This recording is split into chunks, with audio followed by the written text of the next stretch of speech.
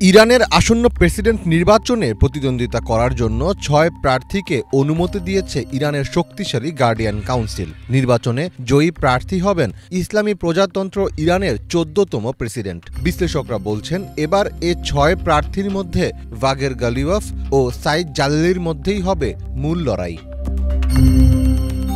৬২ বছর বয়সী মোহাম্মদ বাগের গালিবাফ ইরানের পার্লামেন্টের স্পিকার। তিনি তেহরান শহরের সাবেক মেয়র। এছাড়া দেশটির ক্ষমতাধর প্যারামিলিটারি বাহিনী রেভলিউশনারি গার্ডের সদস্য তিনি।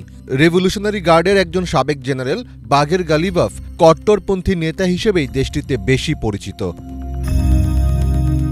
বাগের গালিবাফের নাম ইরানের বিশ্ববিদ্যালয়গুলোতে ১৯৯৯ সালের ছাত্র আন্দোলন কঠোরভাবে দমনের সঙ্গে জড়িয়ে আছে। তিনি দেশটির পুলিশ প্রধান হিসেবেও দায়িত্ব পালন করেন। ২০০৩ সালে এ দায়িত্ব পালনকালে ছাত্রদের উপর সরাসরি গুলি করার নির্দেশ দেওয়ার অভিযোগও আছে তার বিরুদ্ধে। গালিবাফ এর আগে ২০০৫ ও ২০১৩ সালে প্রেসিডেন্ট নির্বাচনে দাঁড়িয়েছিলেন, কিন্তু একবারও তিনি দেশটির গার্ডিয়ান কাউন্সিলের অনুমোদন পাননি। ২০১৭ সালে তিনি ইব্রাহিম রাইসিকে সমর্থন দিয়ে তার মনোনয়ন প্রত্যাহার করে নিয়েছিলেন। ২০২১ সালের নির্বাচনে ইব্রাহিম রাইসি জিতেছিলেন, যদিও ওই সময়ে ভোট পড়ার হার সর্বনিম্ন ছিল। এবারের নির্বাচনী প্রচারণায় গালিবাফ ইরানের অর্থনৈতিক অবস্থাকে বেশি গুরুত্ব দিয়েছেন। তিনি ইরানের অর্থনৈতিক চ্যালেঞ্জগুলো মোকাবিলা করার কথা জানিয়েছেন। তার কাজের মূল মন্ত্র হবে সেবা এবং অগ্রগতি।